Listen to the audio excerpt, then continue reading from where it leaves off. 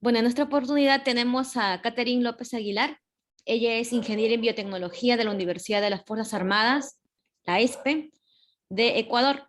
Y en esta oportunidad ella nos va a hablar sobre los desafíos regulatorios en el diseño de nanopartículas para su aplicación como biofármacos humanos. Hola, Catherine, ¿cómo estás? Buenas tardes, un gusto con todos compartirles esta charla, un poco de lo que fue mi investigación.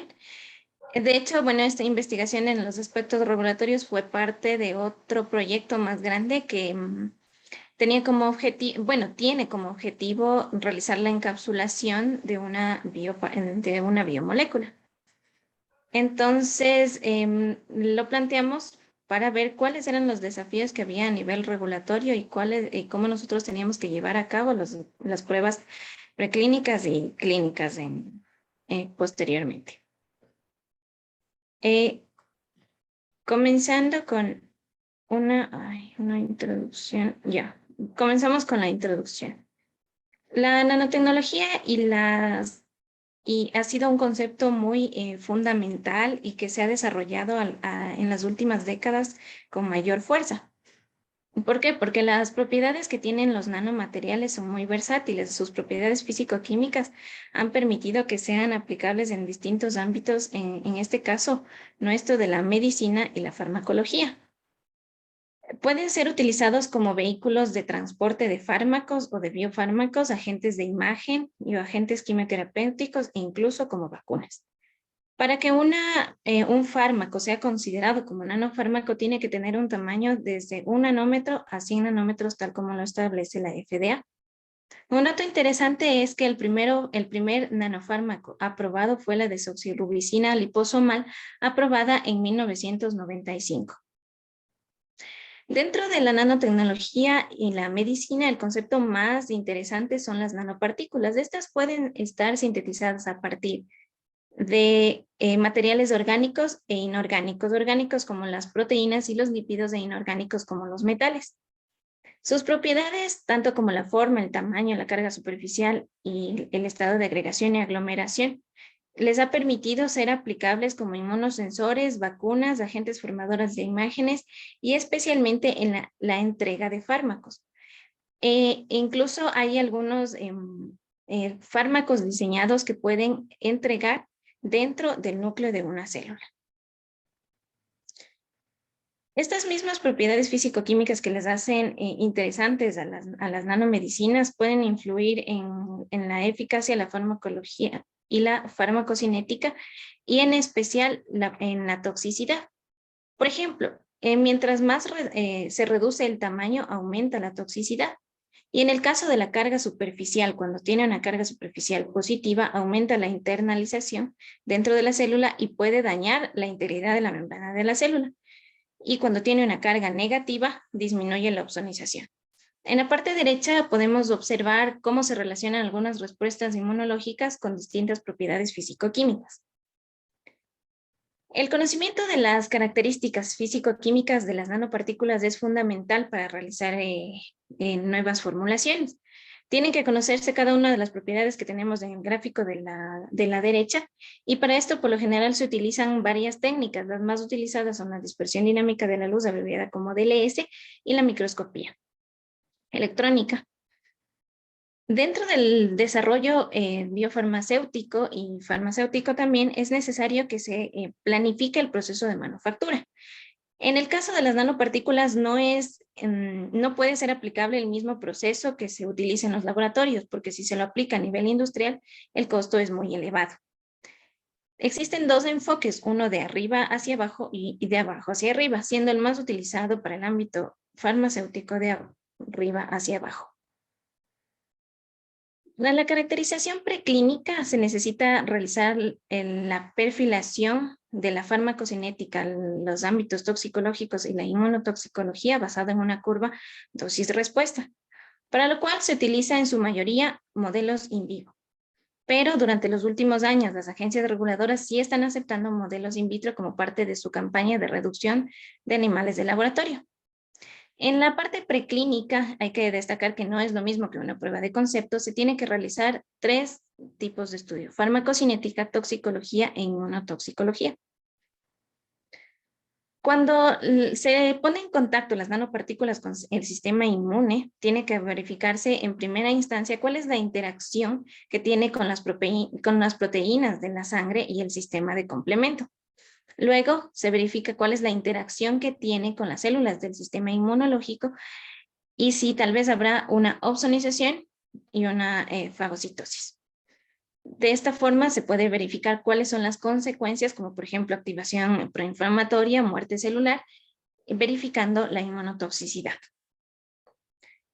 Una vez terminados los ensayos preclínicos, se pasa a los ensayos en humanos, en este caso los ensayos clínicos. Podemos ver una tabla en la que se tiene resumida algunos de los ensayos más relevantes, la mayoría vacunas con nanopartículas, pero la diferencia es que se necesita reclutar más pacientes y los requisitos son más estrictos que para los fármacos convencionales. La regulación en el desarrollo de fármacos tiene como principal actor responsable a la Organización Mundial de la Salud.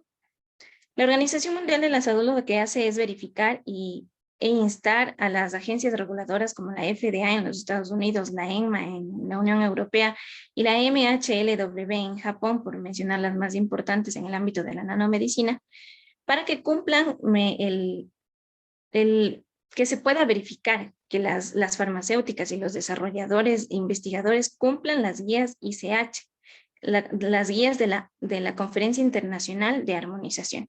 Son un conjunto de directrices que van a guiar los ensayos que van a realizarse para productos farmacéuticos y biotecnológicos.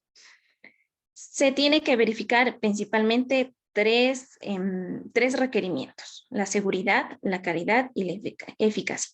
Como es de esperarse, para las nanomedicinas no existe ningún marco regulatorio específico. Lo único que se ha aprobado, y las nanomedicinas que están aprobadas, han sido por la evidencia científica que han ido levantando algunos investigadores. Tenemos una captura de pantalla de lo que es la página que tiene la ICH y una sección, en este caso, de las guías de seguridad, que son denominadas por su inicial S y seguida del número de guía. Esto es importante tenerlo en cuenta porque voy a hablar de más adelante. Siguiendo con los aspectos regulatorios y los desafíos, comienzan con la caracterización físico-química, en la elección de la técnica y cuáles materiales de referencia van a ser usados como controles. Para la actividad biológica, cómo se va a determinar la estabilidad y cómo cuantificar la liberación del principio activo que tiene la nanopartícula en el sitio diana. Posteriormente, la selección de modelos in vitro e in vivo, la inmunotoxicidad, la parte contaminación por endotoxina y los mecanismos inmunológicos que levanta el contacto de las nanopartículas con el sistema biológico, así como el proceso de manufactura en el escalado, los controles y cómo mantener la variabilidad lote a lote. Las agencias reguladoras y su vacío regulatorio para nanomedicinas es muy amplio. De hecho, cuando las agencias revisan las solicitudes para nuevos nanofármacos, la mayoría son rechazados por falta de evidencia científica. En vista de ello, las agencias se han dado cuenta que tienen que establecer unas guías para la industria en el caso de la FDA y reflection papers en el caso de la EMA para liposomas, micelas y nanopartículas de hierro. Además, como los nanofármacos van a ser regulados con los mismos principios de la ICH de seguridad, calidad y eficacia, pero tienen que introducirse algunas modificaciones dependiendo de las propiedades físico-químicas de las nanopartículas. En un esfuerzo por sobrepasar algunos de los vacíos regulatorios que hay, se han organizado conferencias y foros en los que se mantiene diálogo entre la comunidad científica, industria y las agencias, como por ejemplo en el 2019 que se realizó The Global Summit of Regulatory Science, en el que se habló algunos aspectos de cómo superar los vacíos regulatorios, e incluso se mencionó que los desarrolladores y los investigadores podían contactar en etapas tempranas del desarrollo de nanofármacos con ellos para realizar un acompañamiento. También se están realizando financiamientos a laboratorios de caracterización de nanomedicina, tanto en la Unión Europea como en los Estados Unidos. Cada uno tiene su cascada de ensayos para caracterización, tanto físico-química como biológica, de las nanomedicinas. Uno de los proyectos más innovadores e interesantes es el proyecto de la Unión Europea denominado REFINE. Este tiene como principal objetivo la ciencia regulatoria para nanomateriales. Tenemos las capturas de pantalla en el lado izquierdo de una guía para la industria de la FDA para nanomateriales y en el lado derecho un reflection paper para productos liposomales de la EMA. También tenemos una captura de pantalla más o menos de cómo se ve el sitio web del Laboratorio de Caracterización de los Estados Unidos, en el que hay algunos protocolos de la cascada de ensayos. En la caracterización físico-química, la FDA, en un escrito que ellos sacaron y en su conferencia en el 2018, dijeron que tienen que hacer la caracterización cumpliendo dos cosas fundamentales. Que esta caracterización sea de la nanoformulación completa, es decir, de las nanopartículas solas y con los adyuvantes. Además, que tienen que justificar cómo contribuyen todas las propiedades físico-químicas de la nanoformulación y de las nanopartículas en los tres principios que habíamos visto, de la seguridad, calidad y eficacia. La MHLW y la EMA tienen un documento conjunto y en el 2014 mencionaron cuáles son algunas de las propiedades más importantes, que son el tamaño, la distribución de tamaño, la carga superficial, estabilidad, agregación. Para poder verificar todas estas propiedades se necesitan y exigen que sean herramientas técnicas analíticas validadas y estandarizadas, así como los controles tienen que ser elegidos en base a un producto o material de referencia. El problema es que para las nanomedicinas no existe materiales de referencia para todos los ámbitos. Existe solo las nanopartículas esféricas de sílice y las nanovarillas de dióxido de titanio. Las técnicas de caracterización que van a ser utilizadas no son especificadas o qué métodos tienen que ser válidos. Las agencias lo que hacen al revisar las solicitudes es analizar cuáles fueron los criterios de selección que tomaron los investigadores. Y ellos recomiendan que tienen que utilizar técnicas complementarias como de DLS y microscopía electrónica. Tomando esto como recomendación, en el 2020 un grupo de investigadores realizó la combinación de DLS con el fraccionamiento de flujo de campo asimétrico y obtuvieron como resultado un mayor índice de confianza al determinar el tamaño, la distribución del tamaño y la forma de su nanoformulación. Además, instan que se tiene que utilizar, ante la ausencia de los métodos, utilizar estándares dados por la ISO y la ASTM internacional. En esta tabla se hace una recopilación de todos los estándares dependiendo de la característica físico-química. Los requerimientos para el proceso de producción en el caso de los desafíos, a diferencia o sumado a los desafíos normales de la producción de fármacos, es que la infraestructura para las nanopartículas es más compleja y por lo tanto va a aumentar los costos. Y para el proceso de control es más difícil establecer en qué puntos de ellos van a poner los controles. En general, las agencias van a revisar que se cumplan las buenas prácticas de manufactura y que se utilicen las guías de la ICH desde la Q7 hasta la Q11, haciendo énfasis principalmente en el enfoque Quality by Design. Lo que requieren también es que en la solicitud se presente cómo ellos realizaron una planta piloto. Un ejemplo de esto fue una planta piloto de unos anticuerpos encapsulados en nanopartículas. En los modelos experimentales, en el caso de los modelos in vitro, según la guía ICHS6, pueden ser utilizados líneas celulares de cultivos primarios con el objetivo de verificar cuál es el efecto que tiene el fármaco, en este caso el nanofármaco, en el fenotipo y la proliferación celular. Sin embargo, lo que aún se subestima es que el microambiente dentro del in vivo es un sistema dinámico y difícil de replicar en cultivos celulares. Por esa razón, la FDA y el laboratorio de caracterización necesitan o requieren que se valide estos modelos in vivo, realizando ensayos simultáneos con los sistemas in vivo. Además, el modelo in vitro el modelo in vitro, los adyuvantes y el sistema de modelos in vitro tienen que ser elegidos de acuerdo a las propiedades físico-químicas de las nanopartículas. Dentro de la normativa aceptada para modelos in vitro para las nanomedicinas están los generales dados por la OSD, los denominados buenas prácticas de métodos in vitro.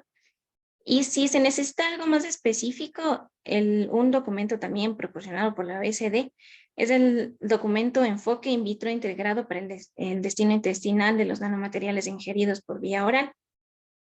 Consta de 2 apartados. Uno que da especificaciones o recomendaciones sobre cómo establecer nuevos modelos in vitro para nanomedicinas.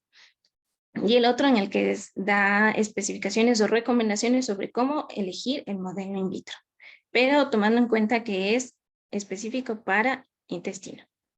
Un proyecto muy interesante es de Nanophase, financiado por la Unión Europea, en el que ellos tienen protocolos y algunos parámetros establecidos para la elección de algunos modelos in vitro, especialmente para nanopartículas metálicas.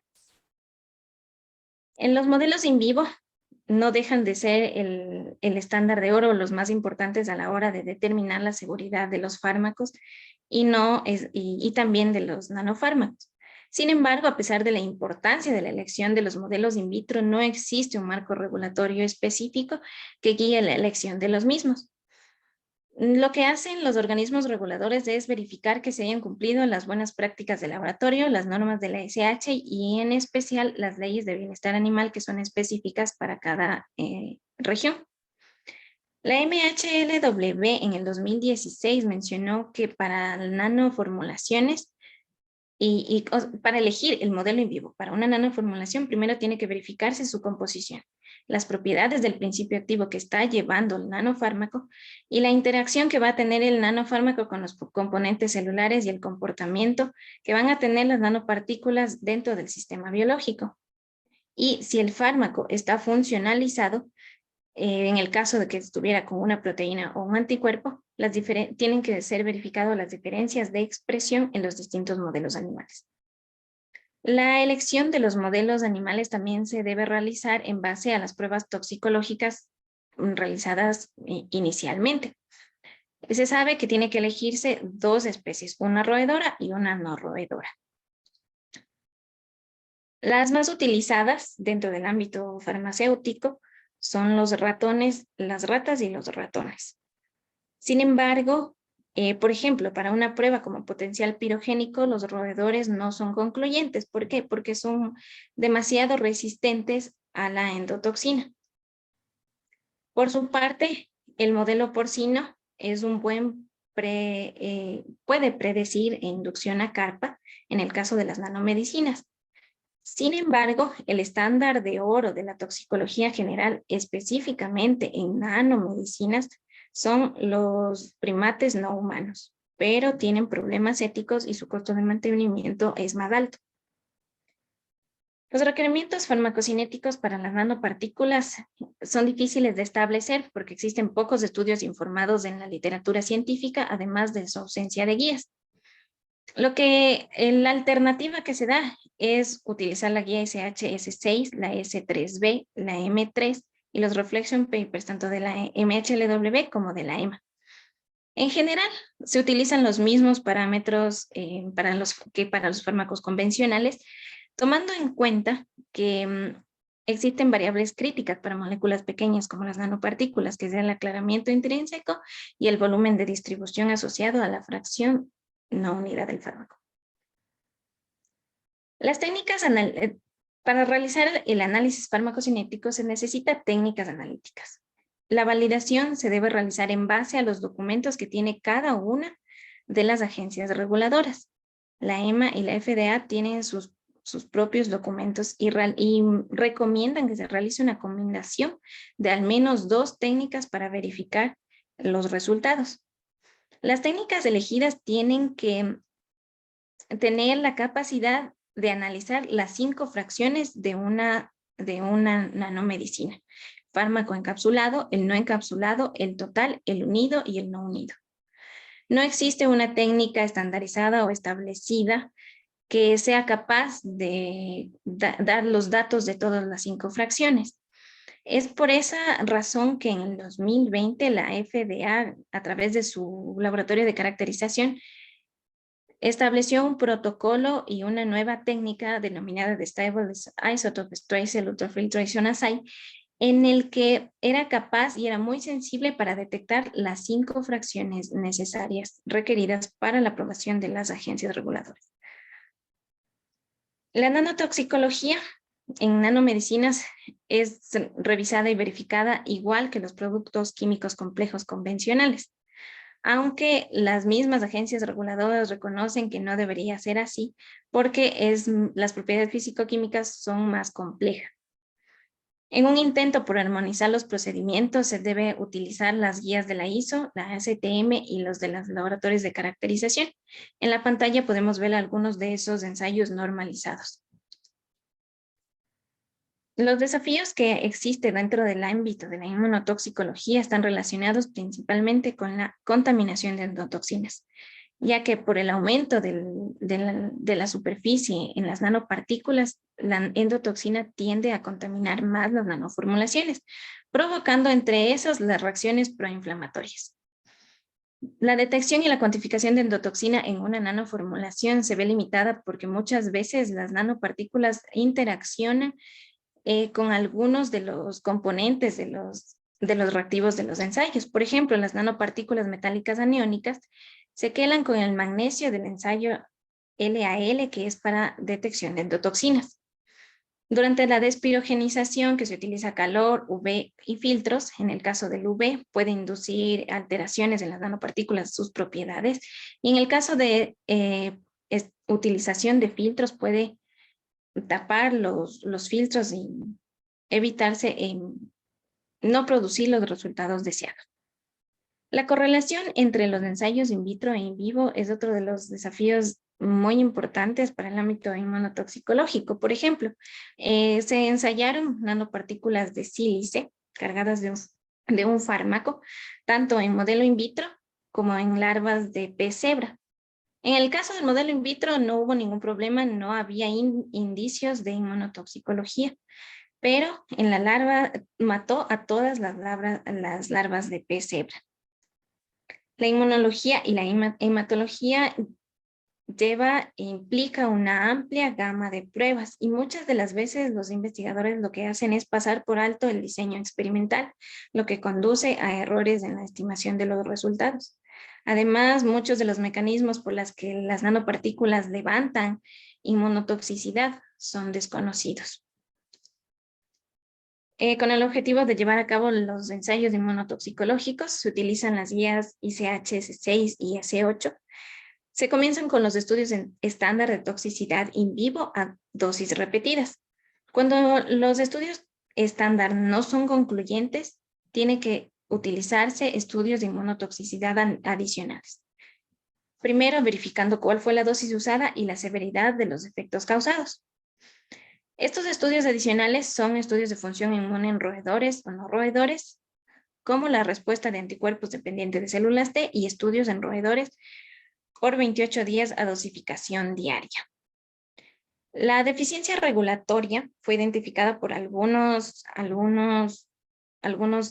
investigadores y dijeron que en la ICH-S8 carece de pautas que tienen que ensayarse inducción a carpa, hipersensibilidad, activación del inflamasoma, pruebas que son necesarias para nanomedicinas. Es por esa razón que en la Cumbre Internacional de Ciencia Regulatoria realizada en el 2016, dijeron que para que se verifique la activación de complemento y la producción de citoquinas en nanomedicinas, tiene que realizarse en sangre completa.